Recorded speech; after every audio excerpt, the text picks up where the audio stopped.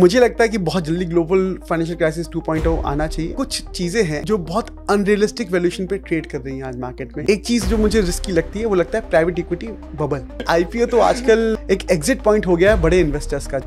may bring the next global financial crisis 2.0 soon. Invest rightly, switch timely is the 9th wonder of the world. मुझे sector बहुत अच्छा लगता है आपका, मुझे एमएस भी अच्छा लगता है, मुझे डिफेंस भी बहुत अच्छा लगता है, बट जिस वैल्यूएशन पे वो ट्रेड हो रहे हैं मुझे वैल्यूएशन अच्छा नहीं लगता। ये सेक्टर बहुत अच्छा है, तो यहाँ पे हमें परपेचुअल बुल रन दिखता है तो आने वाले 10 से 15 साल के लिए। India is the highest data consuming country in the world. तो कोई डेटा सेंटर की डिमांड क्यों नहीं है?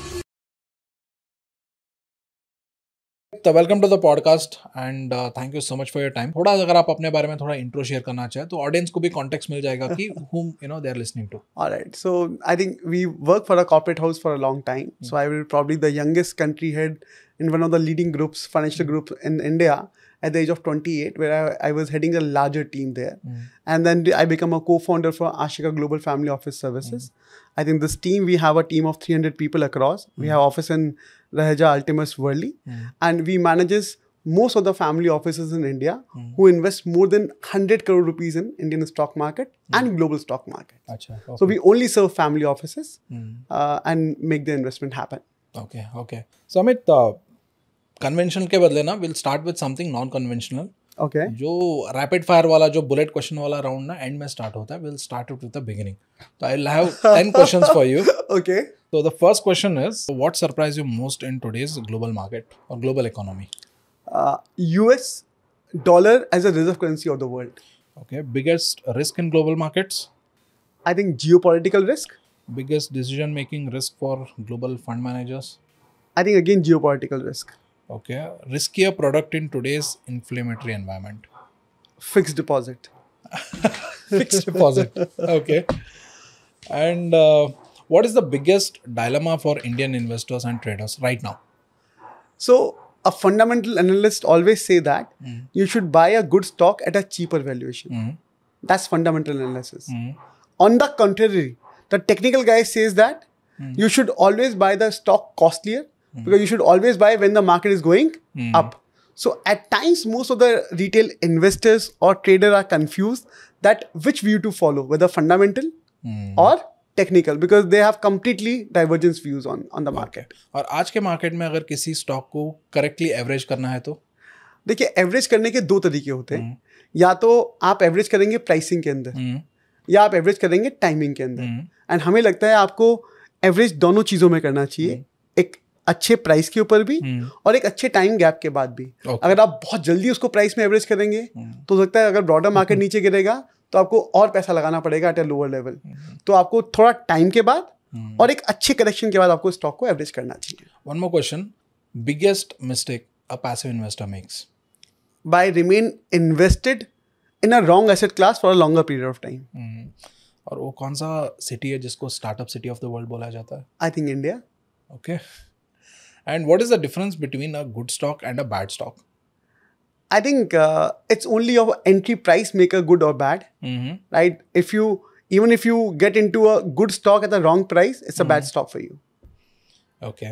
अभी biggest investor myth क्या है? Biggest investor myth is अगर निफ्टी ऊपर जाएगा तो मेरा पोर्टफोलियो भी ऊपर जाएगा, पर ये हकीकत नहीं है। Okay. क्योंकि कोई भी रिटेल इन्वेस्टर निफ्टी के स्टॉक में तो इन्वेस्ट करता नहीं है। They generally invest into small cap, micro cap, दो stocks, right? And they have nothing to do with Nifty. Okay. ये बिगेस्ट मिथ है कि निफ्टी ऊपर जाएगा तो मेरा पोर्टफोलियो ऊपर जाएगा। Okay. And also right now a follow up question on this. अभी आप जो बोल रहे हो ना, कि अभी बोला जाता है कि ग्लोबल फाइनेंशियल क्राइसिस 2.0 आने वाला है, आपको लगता है आएगा? देखिए, मुझे लगता है कि बहुत जल्दी ग्लोबल फाइनेंशियल क्राइसिस 2.0 आना चाहिए और I think by 2026-2027 it should be सून। क्यों आ सकता है? देखिए, कुछ चीज़ें हैं जो बहुत अनरियलिस्टिक वैल्यूएशन पे ट्रेड कर रही हैं आज मार्केट में। जैसे उसमें सबसे पहले जो मुझे रिस्की लगता है वो लगता है क्रिप्टो कॉइन्स और crypto currencies, what we talk about, जिसका मार्केट कैप लगभग आज जो पीक पे था तो $4.3 ट्रिलियन था और लास्ट 2 महीने के अंदर वो करीबन 20% तक, आई थिंक 30% तक गिर चुका है। बिटकॉइन का टोटल मार्केट कैप जो अराउंड $3.3 ट्रिलियन के आसपास है। मुझे लगता है ये रिस्कीएस्ट एसेट क्लास है जिसकी वजह से शायद हमें बहुत जल्दी ग्लोबल फाइनेंशियल क्राइसिस 2.0 देखने को मिलेगा। ओके। और इसके साथ साथ एक चीज़ जो मुझे रिस्की लगती है वो लगता है प्राइवेट इक्विटी बबल। अगर आप देखेंगे कि वर्ल्ड के जो टॉप 20 स्टार्टअप्स हैं, मैं अगर यूएस की बात करूं, मैं इंडिया की बात करूं और मैं यूरोप की टॉप 20 स्टार्टअप्स की बात करूं जो रिसेंटली गॉट फंडेड इन 2021, हमारी रिसर्च टीम ने उनका एक डेटा निकाला। एंड ट्रस्ट मी भरत भाई, the most of the startup valuation round which they raised at 2021, they are 70% down. They have already corrected by 70% from their peak valuation from 2021. So ये जो bubble है, ये कब bust होगा I don't know, but I think 70% is already busted. But I think still there is a lot of steam in this which will go bust over a period of time. But the biggest ever risk would be the cryptocurrencies. Private equity का तो आपने बात कर लिया, IPO के बारे में भी बता दीजिए। देखिए आईपीओ तो आजकल जो है एक एग्जिट पॉइंट हो गया है बड़े इन्वेस्टर्स का जनरली। आपने काफी इन्वेस्टर्स में देखा, जैसे पेटीएम का हमने आईपीओ देखा, हमने एचडीबी फाइनेंशियल सर्विस का आईपीओ देखा, और काफी कंपनियों के आईपीओ आप सब जानते हैं, मार्केट की इन्फॉर्मेशन है कि क्या रेट पे वो लोग अनलिस्टेड मार्केट में ट्रेड करते थे और उनका भाव क्या है। सो आई थिंक ये एक बबल तो मैं नहीं कहूंगा, बट मैं कहूंगा कि बहुत फेयरली वैल्यूड एट टाइम्स नहीं होते हैं, ठीक है। हाँ, बट बबल जो है वो I come back to my point, that is cryptocurrencies of the world which may bring the next global financial crisis 2.0 soon. Okay. And also आपका एक you are very good at making catchy statements and also like catchy quotes. आपका एक coat है या मतलब statement मान लीजिए या इन्वेस्टमेंट फिलोसफी मान लीजिए, आप बोलते हो invest rightly and switch timely. तो इसके बारे में थोड़ा आप एलॉबरेट करोगे? देखिए ये हमारा ऐसा बिलीफ है कि invest rightly, switch timely is the 9th wonder of the world. अब तक हम सब लोग जो भी अपने ऑडियंस हैं, जो भी हम सब लोग हैं, वो जानते हैं 8th wonder of the world which is called कंपाउंडिंग। तो हमारी टीम का ऐसा मानना है with lot of data points which I am going to share with you right away कि ये जो 9th wonder of the world है उसको हम इन्वेस्ट राइटली, स्विच टाइमली कह सकते हैं। मैं एग्जांपल देता हूँ, मैं आपको 3 तरीके के एग्जांपल देता हूँ। नंबर 1, किसी भी देश की बात करते हैं, पहले मैं देशों की बात करता हूँ, देश के बाद कंपनियों की बात करूंगा और उसके बाद स्टॉक मार्केट की बात करूंगा। ये 3 एग्जाम्पल से मैं कोशिश करता हूँ कि मैं समझा पाऊँ ऑडियंस को कि ये 9th वंडर ऑफ वर्ल्ड क्यों है। सो नंबर 1, हम देशों की बात करते हैं। 1995 के अंदर जापान का जीडीपी कितना था? $5 ट्रिलियन। यूएस का जीडीपी कितना था? लगभग 5 से 6 ट्रिलियन डॉलर। और यूरोप भी लगभग उसके आसपास ही ट्रेल करता था, UK and Europe all together put together, right. उसे उनका बिजनेस मॉडल क्या होता था? मैन्युफैक्चरिंग। कोई तब आईटी सर्विसेज नहीं हुआ करता था। आईटी सर्विसेज आया सन 2002 के बाद, जब पहले Y2K का बबल क्रस्ट हुआ, उसके बाद फिर आईटी कंपनी, इंटरनेट कंपनियों ने टेक ओवर करना शुरू किया। उस टाइम पे जब जापान, यूरोप और यूएस अपने पीक वैल्यूएशन के ऊपर होते थे, राइट, तब यूएस ने smartly asset heavy business model which is manufacturing से मूव किया एसेट लाइट बिजनेस मॉडल में, वो है इंफॉर्मेशन टेक्नोलॉजी। अब उसका रिजल्ट क्या हुआ कि जो यूएस 5 या 6 ट्रिलियन डॉलर की इकोनॉमी थी, वो आज लगभग 30 ट्रिलियन डॉलर, 30 से 35 ट्रिलियन डॉलर की इकोनॉमी बन गया। ये है the power off switch timely. ठीक है, जापान पिछले 30 साल से 5 ट्रिलियन डॉलर के आसपास स्टेबल है। 30 साल से उस इकोनॉमी में कोई इन्फ्लेशन नहीं है। अब जाके 1.5-2 साल से इन्फ्लेशन आना शुरू हुआ है, उससे पहले तो वो डिफ्लेशन में था। ठीक है, तो वो स्विच टाइमली नहीं कर पाया, तो वो इकोनॉमी पीछे रह गई। यूरोप का स्टॉक मार्केट 1995 में, यूरोप का stock market US stock market से 35% प्रीमियम पे था, because Europe was Europe and US was nowhere near to Europe, right?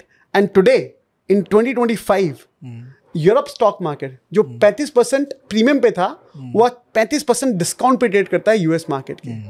क्यों? क्योंकि उन्होंने आईटी को अडॉप्ट नहीं किया। ऐसी कितनी कंपनियां आप जानते हो यूरोप के अंदर जो आईटी के अंदर बहुत, या बिग 7 में से कितनी कंपनियां आईटी की जो यूरोप में बेस हैं या जापान में बेस हैं? सब कुछ यूएस बेस है, राइट? तो ये स्विच टाइमली जो यूएस ने किया एसेट हैवी बिजनेस मॉडल से एसेट लाइट बिजनेस मॉडल के ऊपर, that's what made him the super power of the world. तो ये पहला एग्जांपल था किसी देश का।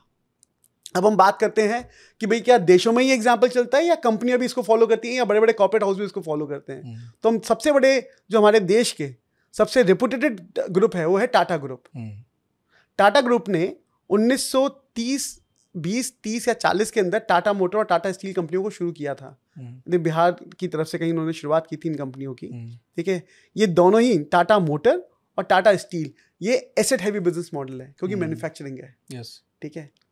और इन्होंने टीसीएस शुरू किया 1996 या 1998 या समवेयर 2000 के अंदर फॉर्मेशन हुआ कंपनी का, फिर बिजनेस आना शुरू हुआ एंड 2000 के बाद टीसीएस की ग्रोथ आनी शुरू हुई।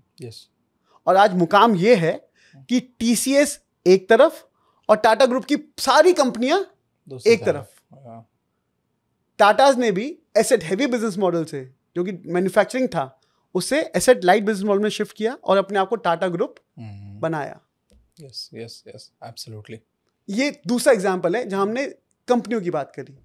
अब बात करते हैं स्टॉक मार्केट की, जिसके लिए हम आज बात करने के लिए बैठे हैं हम लोग साथ साथ, ठीक है।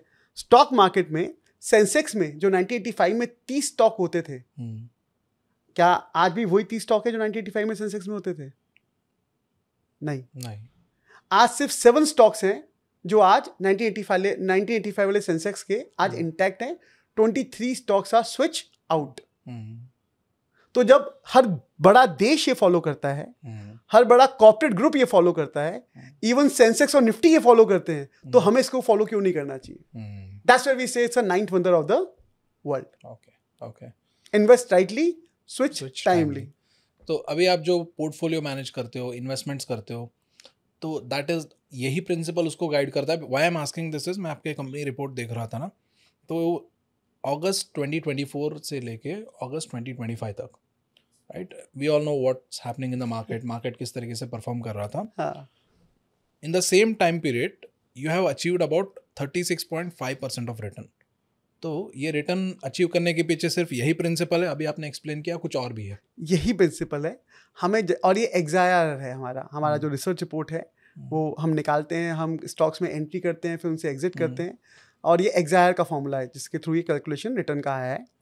आप ये मान के चलिए, हमें लगता है जब भी कोई स्टॉक अंडर वैल्यूड है तो हम उसमें इन्वेस्ट करवाते हैं, और हमें लगता है जब वो फेयरली वैल्यूड हो जाता है तो हम उससे निकल के फिर दूसरे अंडर वैल्यूड स्टॉक के अंदर चले जाते हैं। जब दूसरा भी फेयरली वैल्यूड हो जाता है तो हम तीसरा स्टॉक निकाल लेते हैं, और हमारी रिसर्च टीम हर महीना 3 स्टॉक रिपोर्ट निकालती है जो हमारी मंथली मैगजीन है उसके अंदर, एंड उसके थ्रू ये लोग एग्जायर कैलकुलेट करते हैं जिसने ये ऐसा रिटर्न दिया। अगर आपने हमारे हिसाब से एंट्री और एग्जिट किया तो आपका 36% रिटर्न बना versus Nifty 3%।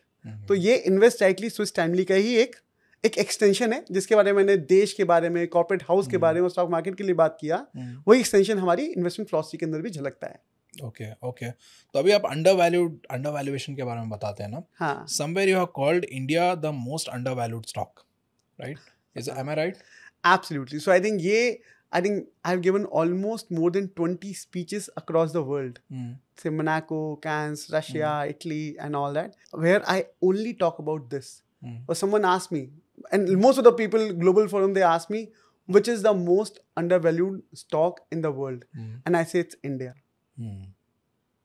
And it's not because मैं बहुत बड़ा देशभक्त हूँ, because मैं इस स्टोरी में एक्चुअली बहुत बिलीव करता हूँ, और इस स्टोरी को मेरे को लगता है आज से 10 से 15 साल तक ये स्टोरी बहुत अच्छा चलेगी, क्योंकि जो हमारा डेमोग्राफिक डिविडेंड है, जहाँ हमारी 60% पॉपुलेशन, रादर 65% पॉपुलेशन बिलो 40 है, ये अभी पूरी तरीके से ऊपर आने में अभी समय लगेगा, और ये इंडिया को बहुत ज़्यादा ग्रोथ की तरफ लेके जाएगी। ठीक है, तो हमारी जो डेमोग्राफिक डिविडेंड है वो हमारे लिए बहुत फेवरेबल है। ये एक फैक्टर है। दूसरा, हमारे यहाँ डिमांड अनलिमिटेड है। आप ये टी शर्ट आप 1000 रुपए की बेच सकते हो, आप थोड़ा सा ब्रांड चेंज करो, आप इसको 10,000 का भी बेच सकते हो, और आप इसको 50,000 का भी बेच सकते हो, depending what brand it is, and you will find buyer for every price point. ये इंडिया है। तो आपका डेमोग्राफिक डिविडेंड, आपका डिमांड, और तीसरा आपका डेमोक्रेटिक सेटअप। ये तीसरा डी है जो हमारी इस ग्रोथ स्टोरी को आगे लंबे समय तक कंटिन्यू रखेगा, क्योंकि वेस्टर्न वर्ल्ड को बहुत कंफर्ट है कि भाई अगर डेमोक्रेटिक सेटअप है तो ट्रांसपेरेंसी है, और ट्रांसपेरेंसी है तो ट्रस्ट है, और ट्रस्ट है तो पैसा फ्लो करेगा। राइट? तो बिकॉज पैसा वहीं फ्लो करता है जहां ट्रस्ट होता है, और जब पैसा फ्लो करता है तो एसेट क्लास ऊपर जाता है. That's what we are seeing in India. You have seen the FDI number. Yes. Big time, right? So ये जो 3 चीजें ये 10 साल तक हमें बहुत फेवर करेंगी अभी, और यही 3 हमारे डिफरेंशिएटर है from across the world. Okay. तो अब इसी के रिलेटेड एक फॉलोअप क्वेश्चन है, अगर कोई अंडरवैल्यूड इकोनॉमीज या स्टॉक्स को आइडेंटिफाई कर सकता है या करना चाहता है तो वो कैसे कर सकता है? What would you teach them how to do it? So honestly लोग जनरली पी रेशियो की बात करते हैं. Low P does not necessarily mean कि स्टॉक बढ़िया है. कई बार अगर आपके बिजनेस में लो ग्रोथ है तो उसका लो पी होता है, बिकॉज मार्केट आपको ज़्यादा मल्टीपल देना पसंद नहीं करता है. ठीक है, तो जनरली अगर आपको एक्चुअली कोई अंडरवैल्यूड इकोनॉमी निकालनी है, जैसे हमने इंडिया की बात करी, या अंडरवैल्यूड स्टॉक निकालना है, तो आपको एक रेशियो देखनी चाहिए जिसे हम बोलते हैं peg ratio. Okay, that is growth. It is peg ratio is P divided by growth. से एग्जांपल, आपका स्टॉक का पी 20 है, पर उसका ग्रोथ रेट एनुअलाइज सेल्स का ग्रोथ रेट 30% है, तो आपको पेग रेशियो मिल रहा है 0.66 के ऊपर. It's a great story because आपको ग्रोथ सस्ते वैल्यूएशन पे मिल रही है. ओके. Number 1 example. नंबर 2, अगर आपका पी 30 है और ग्रोथ रेट भी 30 है, तो आपको पेग रेशियो मिल रहा है 1 का. You are buying it at a fair value. But अगर आपका पी 30 है और ग्रोथ रेट अगर आपका पी 30 है और ग्रोथ रेट 20 है, तो आपको पेग रेशियो मिल रहा है 1.25 का, जो महंगा है. ओके. तो आपको किसी भी अंडरवैल्यूड चीज को अगर फाइंड आउट करना है, तो आपको पी को छोड़ के उसकी पेग रेशियो पे ध्यान देना चाहिए. And that's how you can identify the undervalued stocks and economies of the world. मतलब सस्ता मत ढूंढो, ग्रोथ सस्ता है वो ढूंढो. पर हाँ, ग्रोथ सस्ता है बट अच्छा दाम, अच्छे वैल्यूएशन के ऊपर. आपको प्राइवेट इक्विटी की तरह 100 का मल्टीपल नहीं देना उसको. That's what we dislearn. Understood. Okay. And अभी अगर आप देखेंगे ना, तो हमारा जो मार्केट है वो ऑल टाइम हाई पे है. US market all time high पे है. मतलब जो भी आप एसेट क्लास देखोगे तो everything is at all time high. Correct. तो ऐसे टाइम पे अभी आपने बोला ना कि India is the most undervalued stock. तो अगर ये है, अगर if this is true, then what is the fair value? So I think India is most undervalued for sure. Indian Nifty is trading around a P multiple of 23. Okay. Which is a substantially a low valuation compared to its historical averages. Number 1. Number 2, so I am bullish on India, but I'm not buying it now. Because I see a fear in US stock market. Because to me, the US stock market looks highly overvalued. To me, cryptocurrencies looks highly overvalued, where I said the next bubble will come out and burst it.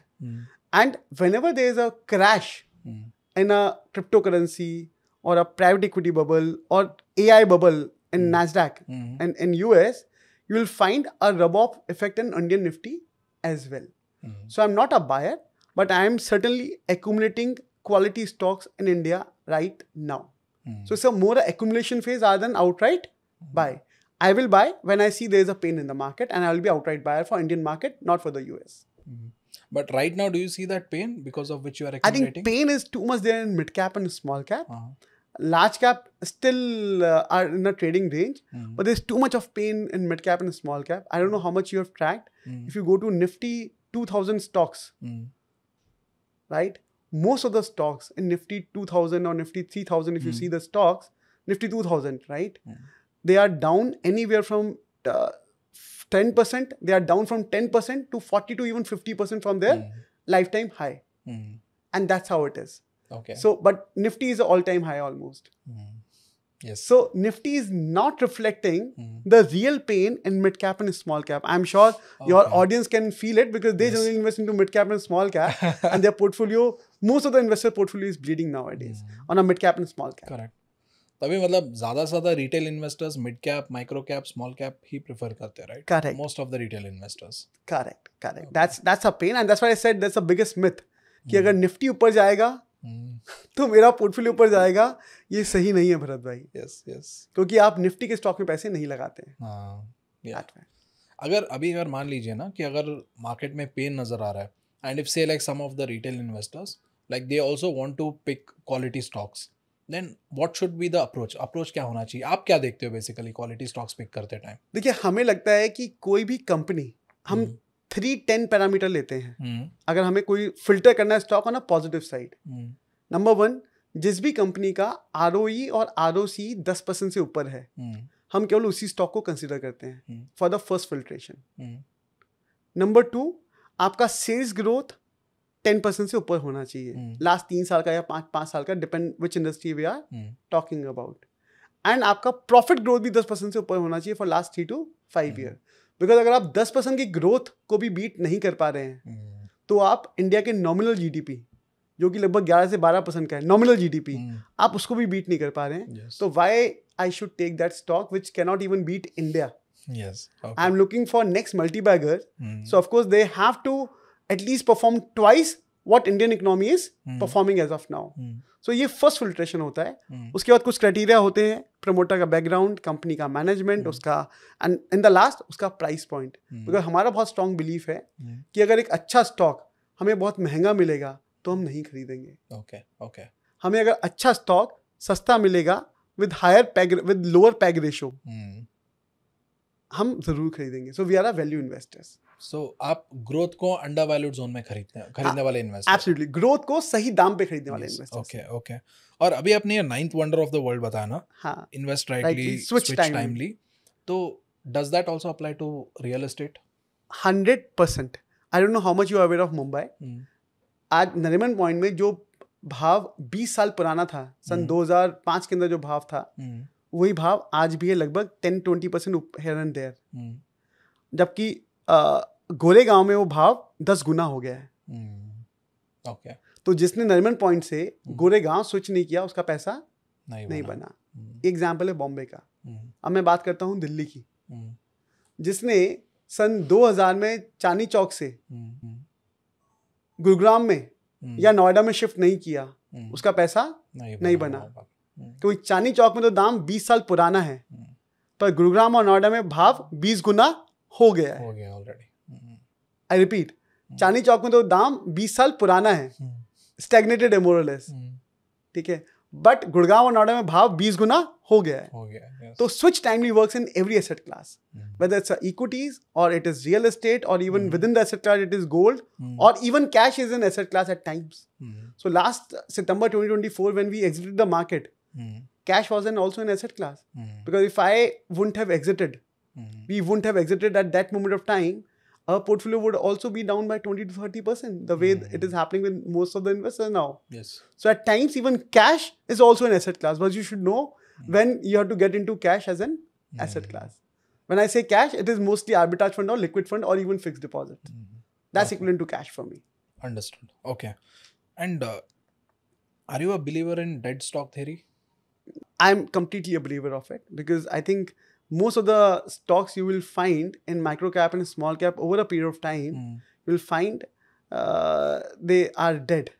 Even in S&P 500, if you see from year 2000 till now. पहले आप थोड़ा सा dead stock theory क्या है वो बताना चाहेंगे, explain करना चाहेंगे? So dead stock theory, principle हम क्या देखते हैं? Principle में कि भाई मुझे लगता है कि anything which is in a hype, okay, which is in a hype, I think generally we avoid it. Okay. So that's our way of looking at it.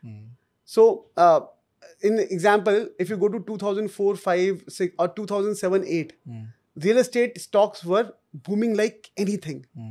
The DLF IPO has come around 1200 rupees in 2008. And today we are at 2020, almost 2026. DLF has not touched that price yet again. Okay. Even a company like JP Associate, Unitech of the world, जिनके stock 500 रुपए के होते थे, वो आज exist नहीं करते हैं। तो जो भी बहुत हाइप में हो, आपको उससे थोड़ा बच के रहना चाहिए, क्योंकि हाइप के ऊपर जनरली आपको बहुत वैल्यूएशन बहुत महंगा मिलता है, और उस महंगे वैल्यूएशन पे अगर आप पैसे लगाते हैं तो आपका पैसे बनाने का चांसेस बहुत कम हो जाता है। इट्स बेटर दैट आपको उन चीज़ों में इन्वेस्ट करना चाहिए जिसके बारे में भी बहुत सारे लोग बात नहीं कर रहे हैं। The boring is new sexy. You can talk about it. Yes. Anything which is boring, जहाँ कोई बात नहीं कर रहा है, दे आर सीइंग ये मर गया है, खत्म हो गया है, बट आपको लगता है कि कंपनी के फंडामेंटल इंटैक्ट है, मैनेजमेंट इंटैक्ट है, और इंडस्ट्री की ग्रोथ है। अगर इंडस्ट्री ग्रो करेगी तो वो कंपनी अपने आप, हो सकता है temporary they can have a setback, तो अगर इंडस्ट्री ग्रो करेगी तो कंपनी ग्रो हो जाएगी, अगर मैनेजमेंट अच्छा है तो और मैनेजमेंट का पास्ट ट्रैक रिकॉर्ड परफॉर्मेंस का अच्छा है तो कंपनी ग्रो कर जाएगी। बट यूफोरिया वाली चीज़ों से आपको जनरली में रिस्क ज़्यादा होता है। Okay okay. सो इस फेज में तो लगता है कि प्रेजेंटली जो आईपीओ का जो क्रेज चल रहा है ना, दैट इज़ लाइक मतलब पहले आईपीओ मतलब वैल्यू वाला सिनेरियो था, अभी आपको लगता है कि IPO kind of movie promotion बन गया? मैं काफ़ी तक ऐसा मानता हूँ, इसलिए generally we stay away from IPOs unless we find a compelling valuation on the table, because nowadays IPO is more exit strategy for the large investors rather than making a money for retail investor in the longer run. आप IPO लो, अगर आपको allotment होता है तो आप lucky हो, और आप अलॉटमेंट वाले दिन निकल जाओ, बहुत बढ़िया है।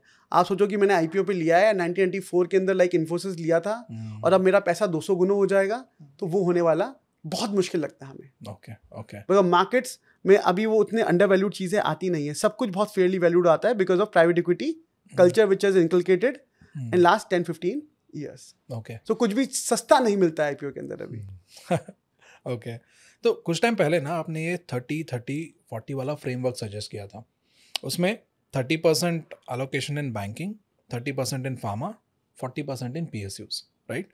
So what was the logic? मतलब इसके पीछे लॉजिक क्या था इस मिक्स? देखिए, आई थिंक उसके पीछे लॉजिक तो बढ़िया था कि वो अंडर वैल्यूड थे, और आज इसी कॉम्बिनेशन ने आपको लगभग 15 से 18% का रिटर्न दिया एक साल के अंदर, जबकि निफ्टी ने ज़्यादा रिटर्न नहीं दिया है। So logic remain the same, what I said, they were a value buying opportunity. जो निफ्टी की जो रैली आपने देखी है 22,000 से लेके अभी 26,000 तक की लगभग, वो सिर्फ बैंक निफ्टी की रैली है, और बैंक में इसमें ऑलरेडी हमने अच्छा वैल्यूएशन दे रखा है। Pharma has done great and PSU is also done a great since that entry point. Okay. So it's all about we are a value investor. ये तीन कॉम्बिनेशन में हमने we have made a excellent return out of it. Okay. तो इसमें आपने triggers क्या देखे थे बैंकिंग में, फार्मा में, PSUs में? ट्रिगर या वैल्यूएशन के पॉइंट ऑफ व्यू? वैल्यूएशन, और I say peg ratio. I'll repeat that. Okay. Because valuation is always a matter of relative performance, right? And valuation हमें लग रहा था कि इनकी ग्रोथ ज़्यादा है और वैल्यूएशन अभी कम मिल रहा है, it's better we play with this, and they come with lot of safety.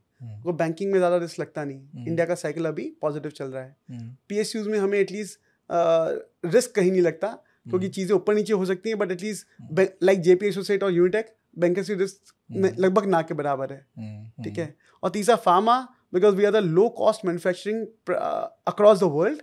मुझे लगता है कि फार्मा में एक अच्छी थ्योरी, हमने अच्छा प्राइस पॉइंट पकड़ा, and we played out fully to pharma cycle. Okay. So combination has made great money for us. So मतलब sectors move in cycles, तो आप cycles पकड़ते हो? हाँ, हम साइकिल का लोअर एंड पकड़ते हैं जहाँ से हमें लगता है कि ये बाउंस होने वाला है। अच्छा, ओके। हाँ, हम टेक्निकल के साथ नहीं जाते हैं कि ये ऊपर तो और ऊपर, ऊपर तो और ऊपर। जब हमने एग्जिट पॉइंट दिया था लास्ट सितंबर 2024 के अंदर, जैसा कि आपने काफ़ी पॉडकास्ट में और मीडिया इंटरेक्शन में देखा होगा, इकोनॉमिक्स टाइम्स के अंदर या बहुत सारे पॉडकास्ट के अंदर, तब लोग 30,000 निफ्टी की बात कर रहे थे, और हमने कहा था हम निकल रहे हैं निफ्टी से 26,000 के आसपास। So I think today I can say with little lot of humbleness that we were right in exit point, and we were right in making cash as an asset class that moment of time. Okay. We save our portfolio from deterioration of -20% to -40%. That's how it is. Okay. And अभी ये बोला जाता है ना कि like आप भी इस पे बिलीव करते हो, आई don't no, Nasdaq is the new Nifty, आपने बोला है? हाँ, so I think recently I have given an interview to Economics Times on that. You will find that in Economics Times. The time has come to move from Nasdaq to Nifty. Because Nasdaq is giving you an earning yield of less than 3%. Less than 3%. And you know that equities are the riskiest asset class in the world. Do you agree? The riskiest asset class is giving you a return of less than 3.5%, right? And US government security is giving a return of 4.3%. The safest asset class in the world is giving you 4.3. Safest. And the riskiest asset class is giving you a return of less than 3%. Which one you will buy? You will buy the safest asset class with higher yield, or you will buy the riskiest asset class with lower yield? What is your choice? Obviously, safer asset with higher yield. Absolutely. Yeah. So you will buy either US GSEC, also because US GSEC is still a temporary phenomena, but ultimately money will move into equities, and in equities, I think Nifty at a PE of around 22 to 23 is highly undervalued today. Okay. So that's where we said that the time has come in that Economics Times interview. I said time has come to move from Nasdaq to Nifty in a staggered way, in a staggered way, not outright buy at this moment of time. Okay. Because the global market will settle down once we have once this any of the bubble go burst. Whether it's a race. Which one is going to burst first? Number one, cryptocurrencies, or AI, or private equity bubble. Okay. अभी कुछ time पहले आपने बताया था ना कि you try to find sectors in a down cycle. Yeah. Right? तो अगर कोई डाउन साइकिल में डाउन साइकिल से अप साइकिल में up cycle which is V-shaped recovery. Transition में आ रहा है. V-shaped recovery, or you can say U-shaped recovery. It's a U-shaped recovery rather will prefer, because they should go down, spend some time there, and then take a turn. Okay. So we buy it at the U. तो अभी आप कैसे decide करते हो कि उस time कुछ कौन से फैक्टर्स कंसिडर करते हो कि वहां पर बाय करना है? I think mostly the demand and the sales growth projections. But nothing can happen in the business unless you have a sales. So sales and broader economy and macro factors give us that gist. And our team is excellent, trust me. In the office, you met our team, couple of them, right? Yes. They are excellent. They do their job very, very well. And that's how we try to find out some macro indicators and micro indicators, and try to find out that where we find the value and where we can have this U-shaped recovery. Okay. And right now, अभी आप कुछ ऐसे sectors देखते हो जहाँ पर already मान लो एक अप साइकिल कंप्लीट हो चुका है, या कोई ऐसा सेक्टर है जो डाउन साइकिल से अप साइकिल में ट्रांजिशन कर रहा है? देखिए, हमें लगता है last time we have been very bullish on banking, as I said, banking, pharma and PSUs. आज के टाइम में हमें लगता है, आज हम बात कर रहे हैं मिड ऑफ नवंबर के अंदर, हमें लगता है आईटी का जो सेक्टर है ये अभी थोड़े टाइम के बाद एक अच्छी तेजी में आना चाहिए. ये जो अभी बट लेकिन हम थोड़ा टाइम इसलिए बोल रहे हैं बिकॉज जब AI बबल में हम बेरिश हैं तो फिर उसका इम्पैक्ट कहीं ना कहीं यहाँ तो आएगा. But it's a good sector to accumulate from 3 to 5 year perspective. Number 1, not immediate, it's accumulation, it is not buy. Okay. 1. Number 2, हमें लगता है PSUs जो अभी काफ़ी चल चुके हैं, अभी भी उनमें बहुत स्कोप है और बहुत वैल्यू बचा हुआ है. तो PSU का साइकिल लगभग 10 साल बाद चला, लगभग 8 साल बाद चला है. लास्ट PSU का जो पीक था वो 2014 के अंदर था. उसके बाद 2023 से चलना शुरू हुआ है. तो 8 साइकिल के वो यू का जो नीचे वाला पोर्शन है उसमें बहुत लंबा समय लिया टाइम कंसोलिडेशन के अंदर, पर अब चलना शुरू हुआ है. तो ये रैली थोड़ा लंबा चलेगी अभी. ये हुआ दूसरा सेक्टर PSUs. और तीसरा हमें लगता है कि FMCG का जो वैल्यूएशन है वो अपने हिस्टोरिक वैल्यूएशन से काफ़ी सस्ता है. ऑल्दो उस पर हम बहुत ज़्यादा बुलिश नहीं है, बट रीजनेबली हम उस पर बुलिश हैं. अगर हमें वैल्यू बाय आउट ही करनी है with favourable risk reward ratio तो हम FMCG पे बैट करेंगे, क्योंकि हमें वैल्यूएशन कंफर्ट लग रहा है. हमें लगता है वहाँ ज़्यादा डाउनवर्ड ट्रेंड नहीं रहेगा. And generally FMCG sector is a defensive sector which goes against the growth which is Nifty. So that's why we are trying to hedge our portfolio internally. So ये 3 सेक्टर के combination में और 3 theories में we are trying to deploy our money. Okay. कोई ऐसा sector है आपको लगता है कि ऑलरेडी बहुत ज़्यादा चल चुका है, अभी अप साइकिल के एंड में है काइंड ऑफ? आई थिंक सभी कुछ चल चुका है. अभी तो आपने बताया सभी कुछ बबल में है, बट सो मुझे लगता है it's easier for me to answer कि अभी क्या नहीं चला है. मुझे लगता है उस पर हम ज़्यादा बात करेंगे तो we can make money. I think मैं आपका ना काम थोड़ा आसान कर देता हूँ. अभी अगर आप देखेंगे तो कुछ हॉट सेक्टर्स है जो बहुत ज़्यादा चल रहे हैं. Everybody is focus is on that. जैसे कि रिसेंटली गवर्नमेंट अभी ये जो सर्किट बोर्ड्स हैं उनके जो सर्किट बोर्ड्स वगैरह कंपनीज बनाते हैं उनको इंसेंटिव्स दे रहा है, ये कर रहा है. तो ये जो इलेक्ट्रॉनिक मैन्युफैक्चरिंग सर्विसेज का कंपनी है, तो वो सेक्टर है बेसिकली, वो अभी बहुत ज़्यादा बूम कर रहा है. So what do you think like electronic manufacturing का फ्यूचर इंडिया में क्या हो सकता है? प्रेजेंटली जो सेक्टर है, do you think it is undervalued, overvalued compare to growth? What is your thought on that? देखिए, मुझे सेक्टर बहुत अच्छा लगता है आपका. मुझे एमएस भी अच्छा लगता है, मुझे डिफेंस भी बहुत अच्छा लगता है. ओके. बट जिस वैल्यूएशन पे वो ट्रेड हो रहे हैं, मुझे वैल्यूएशन अच्छा नहीं लगता है. So I'll take a back seat. I'll rather go for value investing theory rather than chasing the growth at any price. I'm not in that approach. So we always follow a BAP approach. BAP approach is buy at right price. This is called BARP approach. Okay. BARP. BARP approach. Okay. Buy at right price. Okay. So मुझे लगता है कि ये जो sectors हैं ये बहुत अच्छे सेक्टर हैं. मैं बहुत बुलिश हूँ. वो बहुत जॉब्स क्रिएट करेंगे, इकोनॉमिकली बहुत अच्छे हैं. बस स्टॉक मार्केट के हिसाब से उनका वैल्यूएशन मुझे बहुत फेयर नहीं लगता है. मुझे लगता है और बेटर अपॉर्चुनिटी मेरे पास है, तो मैं उनको चूज करना पसंद करूँगा. ओके. सो अभी ऐसा एक रिलेटेड सेक्टर है डेटा सेक्टर्स का, डेटा वेयरहाउसिंग, डेटा सेंटर्स का एंड ऑल्सो अभी डेटा सेंटर्स में ना, अभी अगर आप देखोगे तो बहुत सारे जो रियल एस्टेट कंपनीज है, they are trying to transition from like उनका जो रियल एस्टेट जो एसेट्स वगैरह है उनको वो डेटा सेंटर्स में बदलने के लिए ट्रांजिशन कर रहे हैं. सो डू यू थिंक इसकी वजह से ऐसे कंपनीज में वैल्यू क्रिएट हो सकता है? देखिए ये सेक्टर बहुत अच्छा है, तो यहाँ पे हमें परपेचुअल बुल रन दिखता है फॉर आने वाले 10 से 15 साल के लिए. ओके, ये स्ट्रक्चरल बुल रन थ्योरी है जिसको आप बात कर सकते हैं, और जहाँ हमारा कोई बहुत ज्यादा कंपटीशन किसी और इकोनॉमी से नहीं है. ओके, ईएमएस में क्या है, ईएमएस का तो मेरा कंपटीशन चाइना के साथ है. कल को उसने कुछ भी अपनी पॉलिसी को ट्वीक एंड टर्न किया, हमारे ईएमएस में दिक्कत आ जाएगा. कल को ट्रम्प साहब ने टैरिफ लगा दिया, फिर ईएमएस में दिक्कत आ जाएगा. पर जो डेटा सेंटर है, given the demand and consumption we have in Indian economy, ये एक ऐसा सेक्टर है जो मुझे लगता है आने वाले 10 से 15 साल तक के लिए बुल रन में, तो इसको शायद मैं थोड़े महंगे वैल्यूएशन पे भी खरीदना पसंद कर सकता हूँ, depending what price I am getting in entry into. But of course this sector is a great sector from next 10 to 50 year perspective. And also अभी तक जो हमने डिस्कशन किया है ना, you bet on futuristic growth, futuristic development. मतलब एक अलग पर्सपेक्टिव है आपका, मतलब जो जनरली जो ट्रेडिशनल पर्सपेक्टिव है ना, that is very different from that. तो अभी आप ये पर्सपेक्टिव फॉलो करते हो तो वहाँ पर एक चैलेंज आता है, एंड दैट चैलेंज इज कि अभी अगर आप प्रॉफिट एंड लॉस स्टेटमेंट देखोगे, जो भी देखोगे वो काइंड ऑफ लैगिंग डेटा है. करेक्ट, वो ऑलरेडी हो चुका है. अभी अगर आप फ्यूचर पे बेट करना चाहते हो तो आपको लीडिंग डेटा चाहिए. तो how do we find that leading data, and ये जो जनरल लैगिंग लीडिंग डेटा का जो प्रॉब्लम है वो आप कैसे सॉल्व करते हो अपने डिसीजन मेकिंग? सो अभी क्या कुछ इन्वेस्टर बहुत गलती करते हैं. आई थिंक मैंने रिसेंटली भी कहीं एक इंटरव्यू में दिया है मीडिया के अंदर कि इन्वेस्टर की सबसे बड़ी गलती क्या है. वो ये है, हर इन्वेस्टर जिसको म्यूचुअल फंड में इन्वेस्ट करना होता है, फॉर एग्जाम्पल मैं सेक्टर से अभी थोड़ा म्यूचुअल फंड की तरफ जाता हूँ, वो क्या करते हैं, वो valueresearchonline.com पे जाते हैं, moneycontrol.com पे जाते हैं, या किसी ऐसी वेबसाइट पे जाते हैं जहाँ उनको इन्फॉर्मेशन मिल सके. वो जाते हैं और पिछले 5 साल का और 3 साल का परफॉर्मेंस देखते हैं म्यूचुअल फंड का, और जो उसने 5 साल में या 3 साल में या 1 साल में अच्छा परफॉर्म किया है उसके अंदर पैसे लगा देते हैं. ये बहुत अच्छा तरीका नहीं है म्यूचुअल फंड को सिलेक्ट करने का, या किसी भी सेक्टर को. बिकॉज मैं आपसे पूछ रहा हूँ भरत भाई, आप पास्ट के लिए पैसा लगा रहे हैं या फ्यूचर पोटेंशियल के पैसा लगा रहे हैं? Future potential. तो आप पास्ट परफॉर्मेंस देख के पैसा क्यों लगा रहे हैं?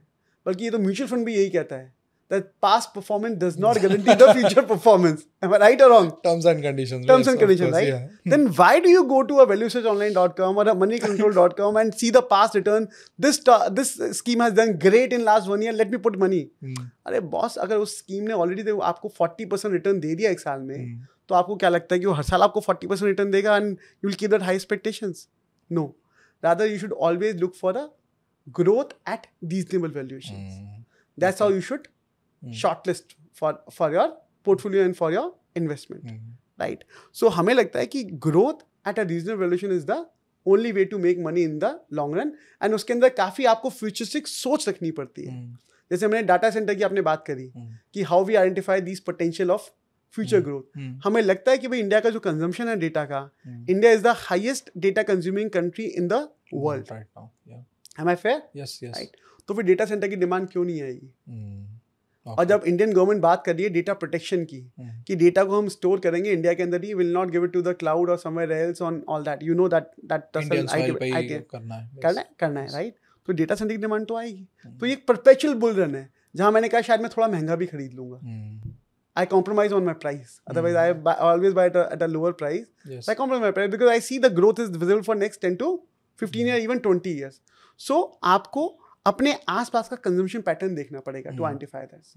जैसे एक पैटर्न था सन 2013-14 में, जिसने भी PSU से प्राइवेट थीम में शिफ्ट नहीं किया उसका पैसा नहीं बना. Yes. Am I fair? Yes, yes. Coal India आज भी 2014 के भाव के आसपास ही लगभग, राइट. PSU बैंक भी अब 2014 के बाद अब उस लाइफ टाइम हाई के आसपास आ रहे हैं 10 साल के बाद. पर 10 साल तो उन्होंने लोगों को बहुत पेन दिया. Correct, right. तो आपको थीम्स पकड़ने पड़ेंगे. There was a transition from a public sector to a private sector. आपने वो थीम नहीं पकड़ा तो आपके पैसे नहीं बने. तो आपको फ्यूचर पोटेंशियल देखना पड़ेगा. अब जिसने PSU बैंक में लगा दिया 2014 में, पास्ट परफॉर्मेंस देख के उनका क्या हुआ? फंसे रहे 10 साल तक. यस. तो इसलिए जो है आपको पोटेंशियल, फ्यूचर पोटेंशियल पे पैसा लगाना चाहिए rather than past performance. That's what my advice, that's what my belief is, and I'll respect everyone who is your audience to follow this approach going forward. And market में ना एक अभी आपने ये बताया ना, ये जो थियरी है, this comes in direct conflict with a what you से वाइडली बिलीव्ड व्हाट यू से believe which most of the investors follow, कि मैं खरीदूंगा भूल जाऊंगा. हाँ, तो फिर आपको पैसे को भी भूलना पड़ेगा कुछ. और ये लाइटर नोट में था, डोंट टेक मी अदरवाइज. देखिए, हर इकोनॉमी का एक स्ट्रक्चर होता है, ठीक है.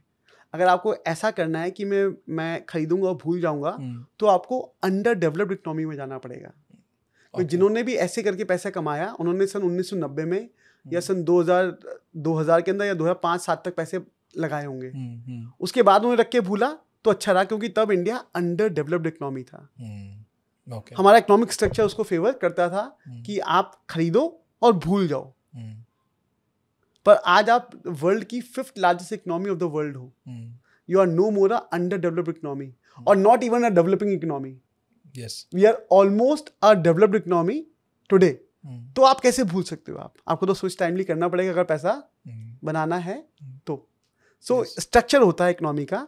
अगर आपको ऐसा करना है, आई एम सेइंग ये भी पॉसिबल है अभी कि पैसा लगाओ और भूल जाओ, पर आपको डिफरेंट देशों में जाना पड़ेगा. इंडिया में वो चीज़ अभी थोड़ा मुश्किल लगता है, क्योंकि आज हम 5th लार्जेस्ट इकोनॉमी है. पिछले 20-25 साल से हमने हायर ग्रोथ देखी है. Higher growth come with higher inflation. तो अब चीज़ें उतनी सस्ती नहीं है जो 25 साल पुराने जितनी सस्ती होती थी. तो सब कुछ बहुत फेयरली वैल्यूड है. तो आपको स्विच टाइमली तो करना पड़ेगा. कब चीज़ फेयरली वैल्यूड है आपको उससे निकलना उसको एनालाइज करना पड़ेगा. जब ओवर वैल्यूड है तो उससे निकलना पड़ेगा. जब अंडर वैल्यूड है तो वहाँ एंट्री करनी पड़ेगी. मैं आपको एग्जांपल देता हूँ अपने रियल एस्टेट का. हमने 2021 के अंदर हमने ग्रेटर नोएडा एक्सप्रेसवे पे कुछ इन्वेस्टमेंट्स किए काफ़ी. वहाँ हमारा बना 300% रिटर्न.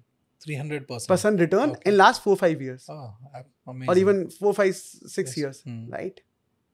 उसी टाइम पे मैंने अहमदाबाद में इन्वेस्टमेंट किया, one of the leading projects of Ahmedabad. और उसी सेम पीरियड में पिछले 10 साल, नॉट सेम पीरियड, वो मैंने किया था 2014 के अंदर. वहाँ मेरा मात्र रिटर्न बना 50%. 10 साल में 50%, which is a CAGR of less than 3.5%. And Noida के अंदर the CAGR, I'll even find it difficult to calculate quickly. 300% in last 6 years. So asset class differ करती है. अगर मैंने स्विच टाइमली किया होता अहमदाबाद से नोएडा के अंदर, तो मेरा जो पैसा स्टकअप था वो भी आज मेरा पैसा बन जाता. बट आई थिंक ठीक है, these all we learn from the mistakes. So I think अगर आपको बाय करके भूलना, मैं भी बाय करके अहमदाबाद में भूल गया था, गलती हो गई, मैंने स्विच टाइमली नहीं किया दैट वे. एंड नोएडा भी मुझे लगता है कि अब बहुत फेयरली वैल्यूड है, तो हो सकता है मैं बहुत जल्दी स्विच टाइमली कर भी लूँ वहाँ से, right. So it's all options. आपको स्विच टाइमली देखना ही पड़ेगा, नहीं तो पैसा सस्टेनेबली लॉन्ग टर्म में नहीं बनेगा. तो अभी तक आपने बताया ना राइट नाउ कि 9th wonder of the world वाला प्रिंसिपल. तो अगर आप देखोगे ना कहीं ना it fits with most of the investors. अभी मतलब हम जिस इन्वेस्टर को देखते हैं ना, बड़े इन्वेस्टर्स को देखते हैं कि they bought a stock, they forgot it and long run में पैसा बना. तो उनके पोर्टफोलियो में अकेला स्टॉक नहीं था ना, उनके पोर्टफोलियो में मतलब 20-30-40 स्टॉक्स होंगे. उसमें से जो नहीं चले आपके प्रिंसिपल के अकॉर्डिंग, मतलब जो नहीं चले, जहाँ पर डाउन ट्रेंड आया, कुछ भी आया, उसको उन्होंने बेच दिया. और जो चल रहे थे, जो ट्रेंड में थे, दे हेल्ड. मतलब वो ट्रेंड लंबा चला and they made multibagger returns there, right. You are right honestly. So अगर उन्होंने 40 स्टॉक थे, सो 2 चलते हैं जो मीडिया में आ जाते हैं, पर जो 38 नहीं चले उसके बारे में कोई बात नहीं करता. एंड बिकॉज मीडिया के लिए वो हेडलाइन नहीं है. सो ऑनेस्टली इसको हम how we take it in our family और इन अवर स्ट्रक्चर इज, हम स्टॉक्स को 2 पार्ट में डिवाइड करते हैं. एक है ईगो बूस्टर स्टॉक, ओके, जो आपकी ईगो को बूस्ट करते हैं कि भाई मैंने ये स्टॉक लिया था. आप शादी में जाओगे, पार्टी में जाओगे, दोस्तों का नाइट आउट पे जाओगे, फन करोगे एंड से बॉस लिया था भाई, देखिए स्टॉक दुगना हो गया with in a year, and will say with lot of pride. ठीक है. बट ऐसे मेरे भी दोस्त हैं बहुत सारे, तो मैं उनसे पूछता हूँ भाई अगर मान लेते पे 100 करोड़ का पोर्टफोलियो है, तूने इस स्टॉक में जिसमें डबल हुआ कितना पैसा लगाया था 100 करोड़ में से? कह रहे मैं लगाया तो 50 लाख ही था यार. अब आप समझ रहे हो, अंडरस्टूड. 50 लाख का आपने 1 करोड़ कर लिया, कितना प्रॉफिट रहा आपका? 50 लाख का. पर आपका पोर्टफोलियो कितना था? 100 करोड़ का. आपके पोर्टफोलियो पे रिटर्न कितना आया? 0.5%. Yes, right. तो ये ईगो बूस्टर स्टॉक है, क्योंकि ऐसा बहुत मुश्किल होता है किसी भी इन्वेस्टर के लिए, as a fund manager also, कि आप 50 के 50 स्टॉक ऐसे चूज करो जो सारे एक बार में चल जाए. क्योंकि आप जब आप किसी भी डाइवर्सिफाइड पोर्टफोलियो की बात करते हो आप, तो आप डिफरेंट थीम्स बाय करते हो, डिफरेंट सेक्टर्स बाय करते हो, डिफरेंट अंडरलाइंग स्टॉक्स बाय करते हो। करेक्ट। और मार्केट में क्या होता है, कभी थीम्स चलते हैं, कभी एकदम में PSU थीम आ जाएगा, जो आज से 2 साल पहले आपने देखा था। Fertilizer stock life time high, railway stock like आज तो रेलवे स्टॉक की कोई बात ही नहीं कर रहा। No one is talking about IRCTC। Yes right. So themes आते हैं, कभी फर्टिलाइजर स्टॉक चलेंगे, कभी रेलवे स्टॉक चलेंगे, कभी PSUs चल जाएंगे, कभी न्यू एज प्लेटफॉर्म चल जाएंगे, और कभी वो एकदम में डल आ जाएंगे, कभी EMS वाले स्टॉक चल जाएंगे। राइट, थीम्स आते हैं। तो सारे थीम एक बार नहीं चलते। अगर आपका पोर्टफोलियो 50 स्टॉक का है, ठीक है, तो 50 में से मान लीजिए आपके 2-3 थीम चल गए जिसके बारे में आपने बात करी, और जो आपके 7-8 थीम नहीं चले उनका क्या होगा? करेक्ट, उनमें 50 स्टॉक थे। तो जनरली ये जो ईगो बूस्टर स्टॉक है, ये केवल आपकी ईगो बूस्ट करते हैं, बट आप इसमें पूरी तरीके से पैसा एलोकेट नहीं कर पाते हो। ये चैलेंज है, क्योंकि अल्टीमेटली हमारा काम है, 2 चॉइसेस हैं, या तो मैं स्टॉक में पैसे बनाऊं, जो शायद आसान है, पर मुश्किल क्या है? ओवरऑल पोर्टफोलियो पे पैसे बनाना, पोर्टफोलियो की रिटर्न्स बनने चाहिए। अब 40 स्टॉक में अगर आपने हर एक में 2-2% लगाया है, या 3-3% भी लगाया है, 2 और 2.5% लगाया है, 20 स्टॉक एक साल बाद वही होंगे, जो शायद मोस्ट ऑफ द इन्वेस्टर आज कैन कनेक्ट कि वो स्टॉक या तो 20% डाउन है या उसी भाव के आसपास घूम रहे हैं। करेक्ट। 40 में से 20 वही हैं, 5 ऊपर गए, जो 5 में से 2 डबल हो गए, जिसके बारे में आपने मीडिया में बात कर दिया राइट। अब 20 वही हैं, 20 डाउन है, और 10 ऊपर है, 10 में से 2 डबल हो गए, बस पोर्टफोलियो रिटर्न तो बना ही ना आपके। यस, एब्सोल्युटली, एम आई राइट? ये है पहली अप्रोच, जिस अप्रोच से हम एग्री नहीं करते हैं। As a new age investor हम नई फिलॉसफी फॉलो करते हैं। हम कोशिश करते हैं कि निफ्टी 200 के अंदर कौन से स्टॉक मिस प्राइस्ड हैं, हम उनमें इन्वेस्ट करें, और उन मिस प्राइस स्टॉक की जर्नी पूरी करें जब तक वो फुल्ली प्राइस्ड ना हो जाए। से एग्जाम्पल, अगर आप थोड़ा मीडिया चैनल देखेंगे हमारे आप, तो आपको लिखेगा हम HDFC बैंक में we were extremely vocal to buy at 1400 and we call it is a portfolio stock. अगर मेरा 100 करोड़ का पोर्टफोलियो भी है, कब बताया था आपने इसको? ये है हमारा आई थिंक दिसंबर 2023। ओके। जब स्मॉल कैप माइक्रो कैप में रैली आई थी दिसंबर 2023 के अंदर, हमने कहा माइक्रो कैप से निकल रहे हैं। सब गाली दे रहे थे HDFC को उस time. You're right, you're bang on, you got it। दिसंबर 2023 हमने कहा हम स्मॉल कैप माइक्रो कैप से निकल रहे हैं, और ये वीडियो आपको मिल जाएगा, आप गूगल सर्च करेंगे आपकी टीम तो मिल जाएगा। हम स्मॉल कैप माइक्रो कैप से निकल रहे हैं, and we are putting all money into HDFC bank and Kotak bank of the world. तब शायद HDFC बैंक का भाव 1400 रुपया था तब। ये पास से तो मैं आज बात कर सकता हूँ, because we have lot of regulation where we can not talk about the stock, but ये पास से तो आई कैन टॉक अबाउट। तो HDFC बैंक 1400 रुपया और कोटक बैंक 1700 रुपया।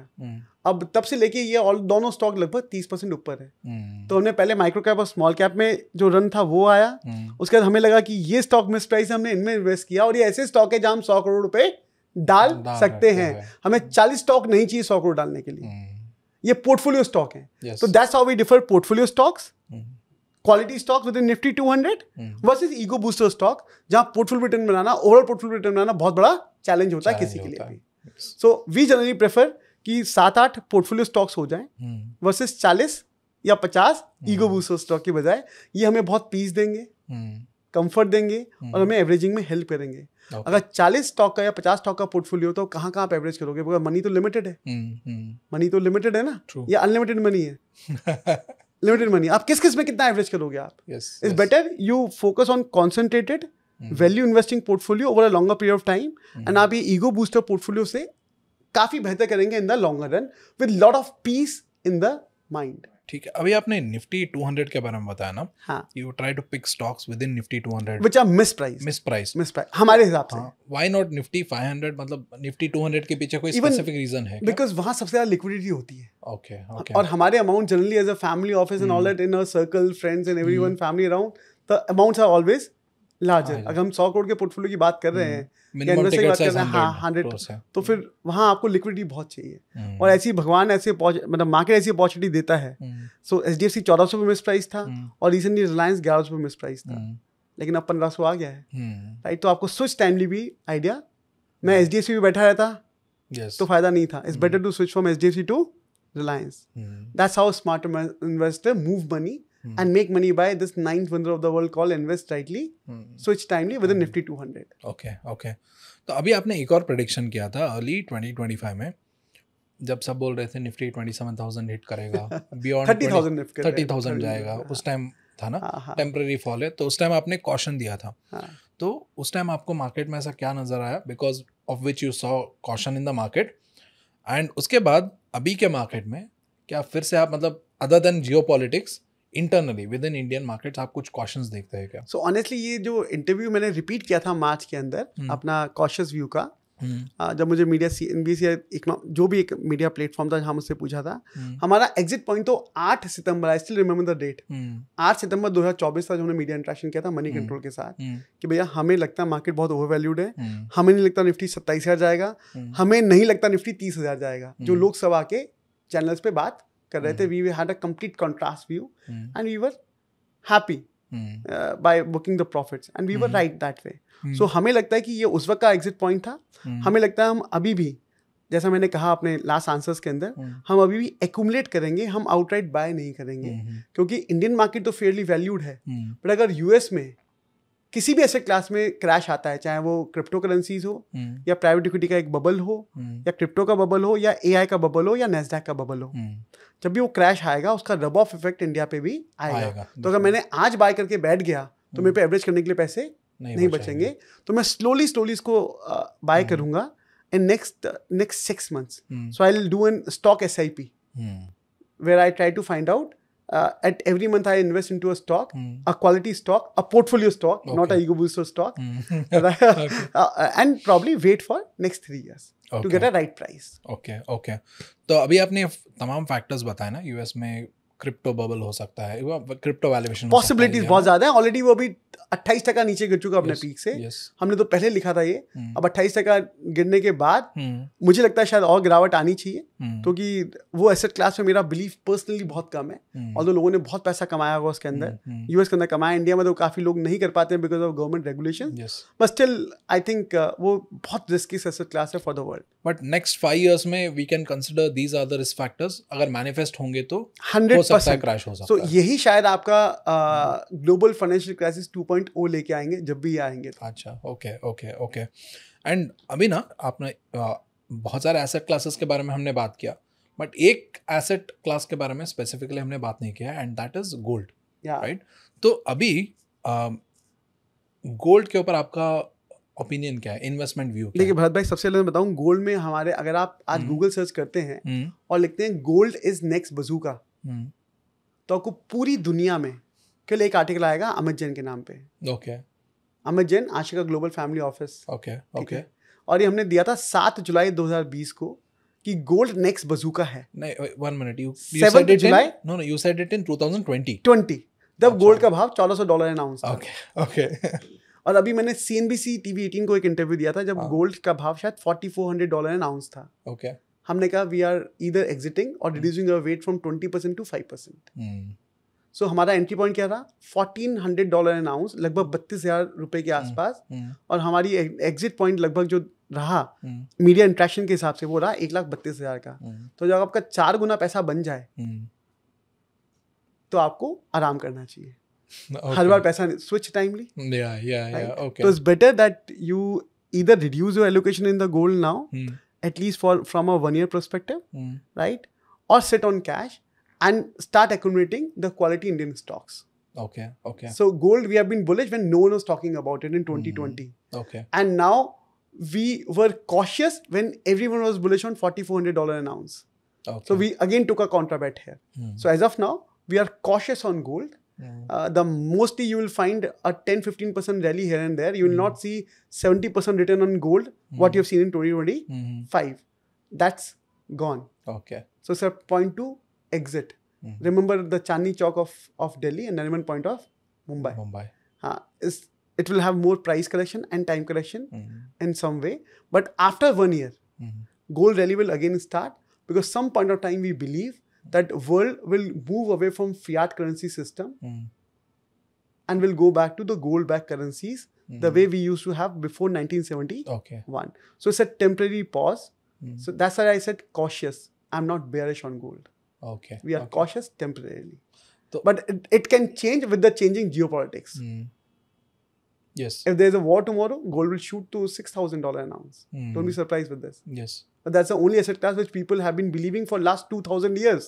Correct. Forget about fiat currency system, which is not in existence for last 70 years even. Last 80 years, 1971 till today. Correct. Right? Gold is is a belief for last 2000 years, right? So if any war or geopolitical risk come, gold will shoot again. But given the geopolitical risk is settled, gold will have a more time correction and to some extent price correction. अभी मतलब gold में demand इसलिए आ रहा है ना because people are moving away from dollar. Yeah, absolutely right. Because people are disbelieving the fiat currency system and moving in from the dollar. Okay. Because I don't know how much you have studied the US, but if you see the debt cloth of US एक ऐसा stock है जिसका जो sales है वो है 40 रुपया, which is GDP number लगभग. उसका डेट है 240 रुपया. सेल्स का भी 6 टाइम्स. अगर उसकी अनफंडेड लाइबिलिटी को आप काउंट करते हैं तो अनफंडेड लाइबिलिटी को भी नॉट ओनली जो आप देखते हैं मीडिया में वो तो आपको $40 ट्रिलियन बताते हैं, global debt, local debt, countries का डेट. अनफंडेड लाइबिलिटी आप जाके देखें तो $240 ट्रिलियन की है लगभग. तो सेल्स कितनी हुई, जीडीपी नंबर 40 रुपया, डेट हुआ 240 का. अब आप पूछोगे भाई सेल्स है तो प्रॉफिट कहाँ है? प्रॉफिट तो है ही नहीं बिकॉज फिस्कल डेफिसिट और करंट डेफिसिट में है. तो आप ऐसे स्टॉक में इन्वेस्ट करोगे क्या? नहीं, जहाँ पे सेल्स तो 40 रुपया, डेट है 240 रुपया और प्रॉफिट है ही नहीं. तो यही रीजन है कि world is moving back to the gold and most of the gold rally in last 2-3 years has come because of the central bank buying. You must be reading these headlines, but we were the first one to preempt it in 2020 when world was saving their life from the COVID-19 virus, and I had given that media article. Okay. We were bold enough to give it that time. That gold is next bazooka. Okay.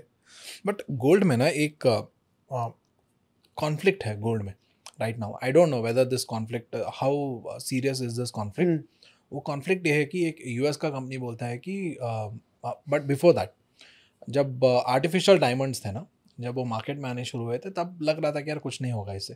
But right now if you see diamond का जो price है after artificial diamond started coming to the market वो 30-40% crash हो गया है. सो अभी एक US company बोलता है कि they are able to make gold with nuclear fusion, mercury से गोल्ड बनाया जा सकता है, ऐसा कुछ वो बोल रहे हैं. तो अगर ये भी अगर मैनिफेस्ट होता है तो क्या गोल्ड का प्राइस भी डायमंड की तरह 30-40% क्रैश हो सकता है? आई थिंक ये एक बहुत लंबे समय का फिनोमेना है. अगर ऐसा होगा तो कोई गोल्ड जो है, डायमंड कभी भी एक्सचेंज वैल्यू में नहीं. बार्टर सिस्टम में आपने कभी डायमंड सुना था पुराने टाइम में? नहीं. पर गोल्ड तो सुना होगा. यस. गोल्ड एक अलग लीग है, अलग चीज़ है, अलग विश्वास है. और ये जितना भी प्रोड्यूस, कितने न्यूक्लियर ब्लास्ट करेंगे ये लोग दुनिया के अंदर सो दैट पूरे सेंट्रल बैंक जो बाय करना चाहते हैं गोल्ड उतना बाय कर सके. ये एक लिमिटेड सप्लाई है. It is good for media headlines, but इसकी वजह से गोल्ड पे इम्पैक्ट आना आने वाले 5 साल तक तो मुझे बहुत नामुमकिन लगता है, आने वाले 5 साल के हिसाब से. But depending how this develop, पूरा टेक्नोलॉजी है, चेंज ओवरनाइट. टेक्नोलॉजी समय के साथ बेहतर ही होती है, राइट? तो मुझे लगता है कि इसके लिए अभी लंबा समय है. इस कारण की वजह से गोल्ड में क्रैश नहीं आएगा आने वाले 5 साल तक. हाँ, और बाकी बहुत सारे रीजंस होते हैं जैसे हमने बात करी, इसकी वजह से तो अभी नहीं क्रैश आना चाहिए. एंड आप इंटरनेशनल मार्केट्स में भी इन्वेस्ट करते हो? एंड अगर ऐसा है तो राइट नाउ पहले तो मतलब ब्रिक्स में बन गया पैसा, ब्रिक कंट्रीज में, अभी कहाँ बनेगा नेक्स्ट? देखिए, गोल्डमैन सैक ने ये टर्म निकाली थी ब्रिक्स इन ईयर 2000 रफली 2002-3 whatever, I don't remember the date, which is Brazil, Russia, India, China. In BRICS में भी सिर्फ इंडिया ने पैसा बनाया है, और इंडिया के बाद पैसा बनाया है चाइना ने. ब्राजील और रशिया में तो पैसा लोगों का बना नहीं है. ये मैं आपको पिछले 20 साल की स्टोरी दे रहा हूँ, ठीक है? तो ये एक्रोनियम अच्छा था, बट पैसा तो केवल इंडिया और चाइना में बना. ये ब्रिक्स. अब आता है जो हम बोलते हैं Ashika global family office service के अंदर, हम बोलते हैं भाई 2000 से 2025 तो ब्रिक्स चला, और अब लोग पूछते हैं कि 2025 से 2050 तक क्या चलेगा. तो हमारा ऐसा मानना है the time has come when we have to move from BRICS to विपेक. What is विपेक? So WIPEC is also acronym for the countries where we call the country like Vietnam, Indonesia, Philippines, India, and China. So these 5 countries will make maximum money in next 25 years for the people because of the demographic dividend we talked about, the demand, and at least in India, democratic setup and the saving culture. So WIPEC is mostly Southeast Asian countries. You will find out where saving is still persist.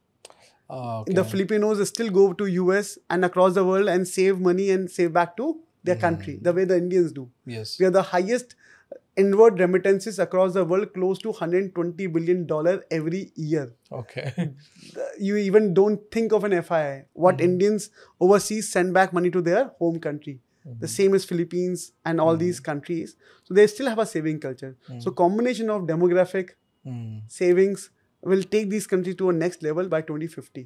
So the world has to move from BRICS to WIPEC. Okay.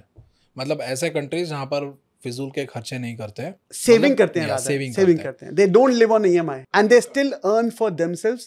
Not their government give them unemployment allowances. Absolutely. And अभी ना थोड़ा सा gold के बाद इसके बाद थोड़े retail investors के जो हॉट क्वेश्चंस है उसके बारे में भी बात करते हैं. तो स्टार्टिंग में हमने डिस्कस किया था ना कि most of the retail investors invest in small cap and micro cap, correct, और मिड कैप वीएम से.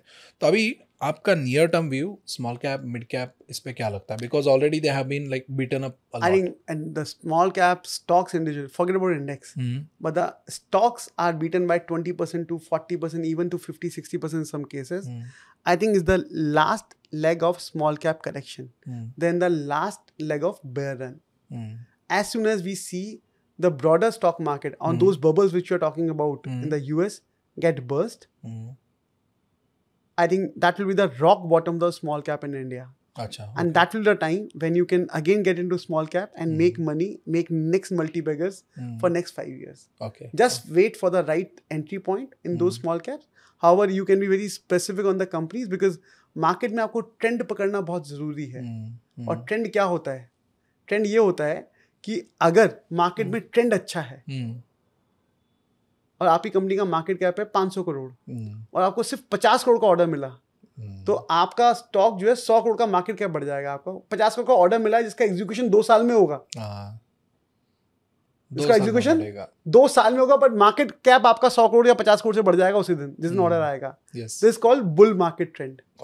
When market discount future cash flows immediately.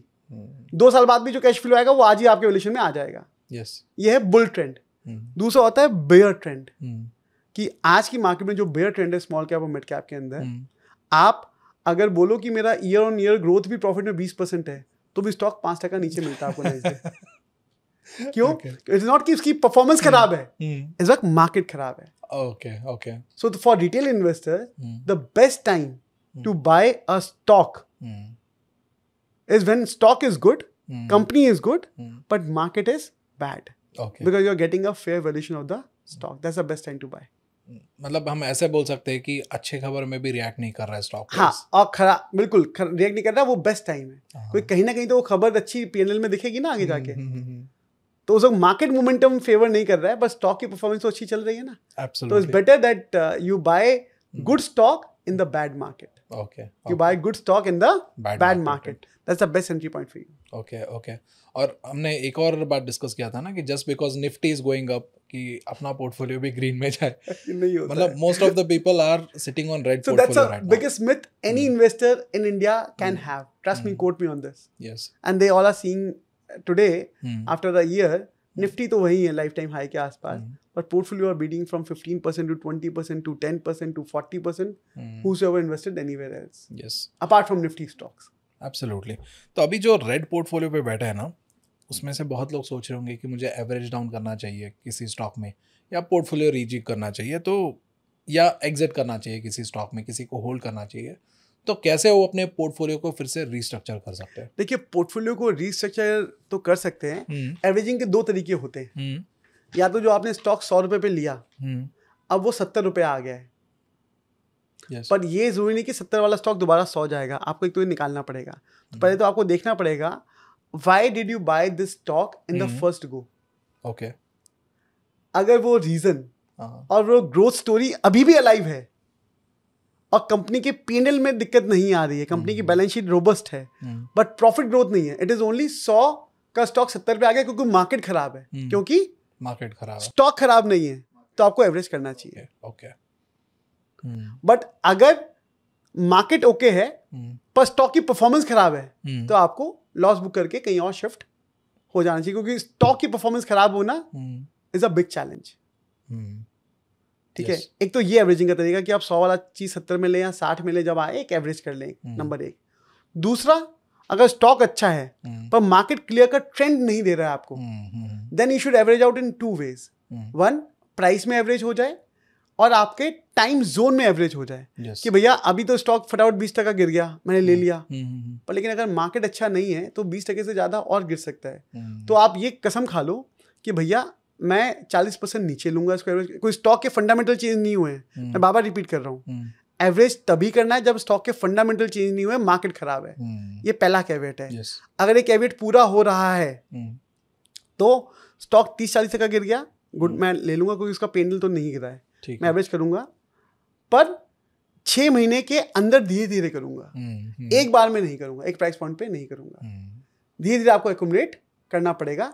And वो काफी गट फील पे डिपेंड करता है, आपको खुद, जिसने आपको वो एडवाइस किया था stock, I am no one to advise it, जिसने आपको वो स्टॉक एडवाइस किया था आप उससे पूछो, rather than I can give an answer on this podcast कि भाई 40% गिर गया, आप क्या करूं। तो आपको एवरेज करने का तरीका एक तो प्राइस पॉइंट, और एक है आप 6 महीने का आप गैप दे दो, क्योंकि आप बहुत जल्दी एवरेज करोगे।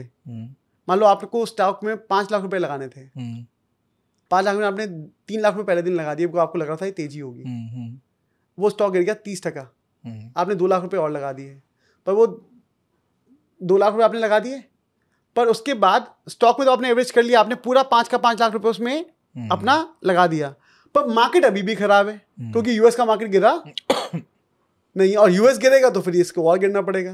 करेक्ट। तो फिर आप एवरेज के लिए पैसे कैसे लेके आओगे? Yes.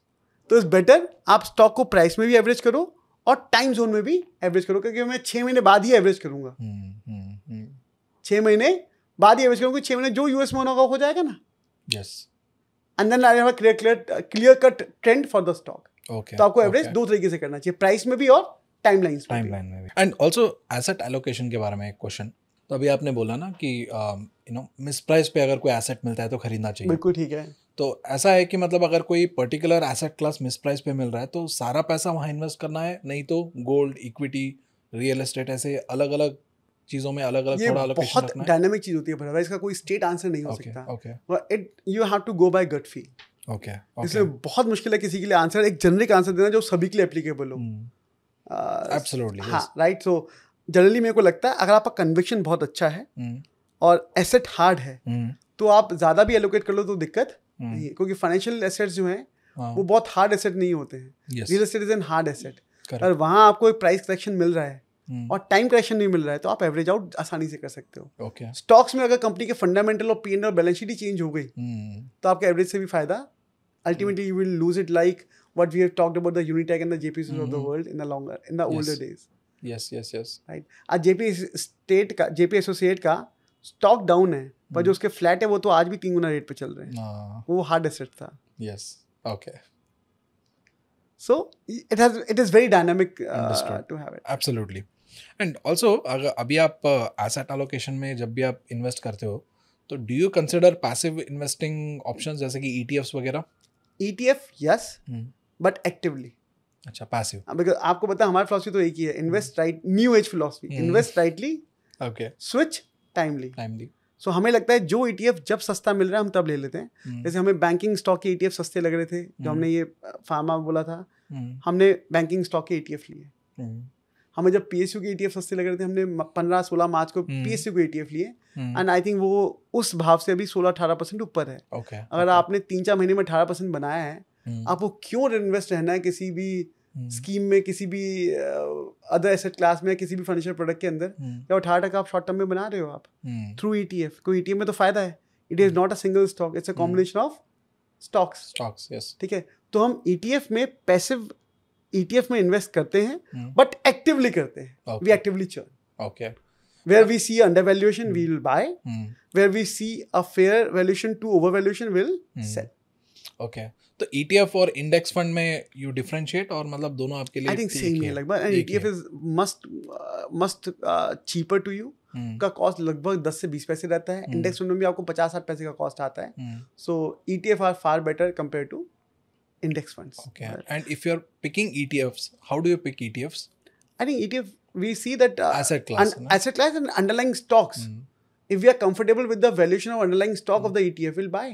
If we don't like it's all about valuation. Anything in stock market, I repeat, is about the valuation.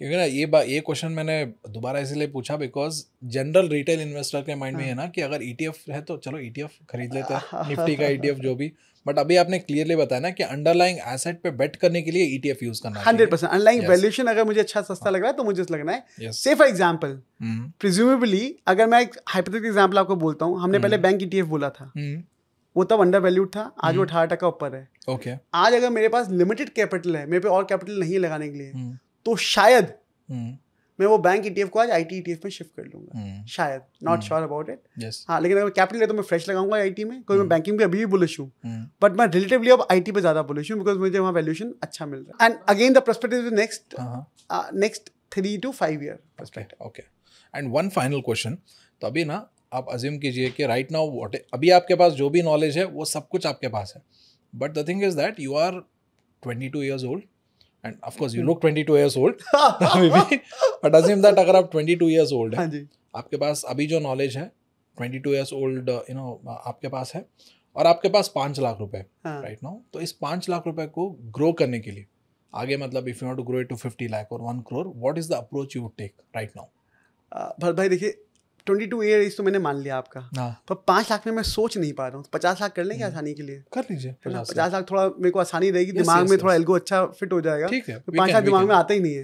वो 100 करोड़ के बाद 5 लाख थोड़ा नहीं आता है समझ में, आप समझ गए आप, ठीक है। सो 22 मैंने मान लिया आपकी बात। सो अगर 50 लाख रुपए है तो आई थिंक मैं एक सिंपल एक फॉर्मूला देता हूँ आपको। अगर आप पे 50 लाख रुपए है, जो भी आपकी एज है 22, 100 minus 22, जो भी नंबर निकल के आता है, कितना नंबर आता है? 78। 78% should be into Indian equities. Okay. And rest into debt, or you keep it into liquid fund or cash or into gold. Okay. जैसे आपकी एज 30 होगी, वो कितना हो जाएगा रेशो? कम हो जाएगा, कम हो जाएगा। हाँ, इक्विटी, क्योंकि जैसे जैसे आपकी एज बढ़ेगी आपको सिक्योरिटी ज्यादा चाहिए, तो आपका इक्विटी का एलोकेशन कम होता जाना चाहिए। Okay. Because आपके EMI भी आएंगी, आपके expenses भी आएंगे, you will get married, then you'll have kids, and all that story will go on, the Indian family story will go on, right? So जितना आप simple सा formula लेके चलिए, ठीक है, 100 minus your age has to be in equities. That's how we believe, and you can say it's a new age formula for investing for Gen Z. Okay. But अभी ये जो equity में पैसा जाएगा, तो there the money should go in large cap, mid cap, small cap. Ideally, even जो equity में पैसा जाएगा, जो भी आपका एलोकेशन बनता है, उसके अंदर 40% should go to large cap, that will give you safety. 30% into mid cap and 30% into small cap. Okay. और ये भी आपका धीरे धीरे चेंज होता जाएगा। जैसे जैसे आप इस इक्विटी प्रोपोर्शन के अंदर भी, जो इक्विटी वाला प्रोपोर्शन है, नॉट डेट एंड गोल्ड वाला, ठीक है, इसके अंदर भी जैसे जैसे आपकी एज बढ़ेगी, आपको एलोकेशन लार्ज कैप में बढ़ाना है, क्योंकि आपको सेफ्टी ज्यादा चाहिए। And large cap will come with lot of safety and lesser risk, because as you grow up in life you need more safety rather than speculation. Okay. और यहाँ पर भी जो स्टॉक्स पिक करेंगे, यहाँ पर भी इन्वेस्ट राइटली, स्विच टाइमली, वो आपको स्कीम्स में करना पड़ेगा। यस, ओके, क्योंकि हर म्यूचुअल फंड स्कीम एक जैसा रिटर्न नहीं देती है। म्यूचुअल फंड में अभी अगर हम ये अलोकेशन के बारे में बात कर रहे हैं, इक्विटी में अगर कोई लार्ज कैप में स्टॉक्स पिक कर रहा है, हाँ, वो भी आपको स्विच टाइमली करना पड़ेगा, depending where you find the value. Ultimately you have to see the PEG ratio and the valuation growth. Valuation you are buying at what price? I'm sure everyone is smart nowadays. You have so many apps, you have so many research entities, so many websites which give you knowledge. Yes. I'm sure now investors are smart nowadays and they can make it happen.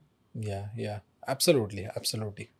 And thank you so much for your time. And it's been an absolute pleasure talking to you. And it's been like, एक eye-opener session kind of a था. Thank you so much for such, great interaction. Thank you, Bharat bhai. Pleasure is mine. Thank you.